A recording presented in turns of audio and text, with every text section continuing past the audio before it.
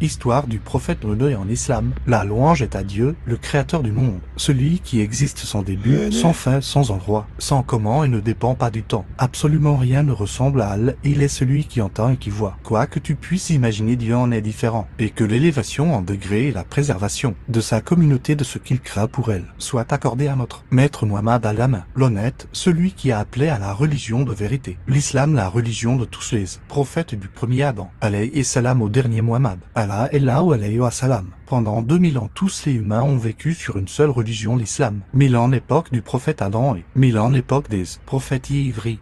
Après la mort du prophète ivri, la mécréance est apparue parmi les humains. Après la propagation de la mécréance sur la terre, Dieu a envoyé le prophète Noé pour appeler les gens à entrer en islam. 1000 ans s'écoulèrent après la mort du prophète ivri, après quoi Iblis apparut aux gens sous la forme d'un homme. Il leur demanda de faire des statues de 5 hommes pieux qui étaient morts, afin qu'ils s'en rappellent toujours. Alors ils firent d'eux les statues en question. L'ignorance s'est répandue parmi les gens, bien après la mort du prophète ivri. Et à cette époque, il n'y avait plus de prophètes parmi les gens. Alors Iblis apparut aux gens et leur dit « Adorez ces 5 statues ». Ils les adorèrent, c'est-à-dire, ils les glorifièrent de l'extrême glorification et se prosternèrent pour elles et devinrent non-croyants.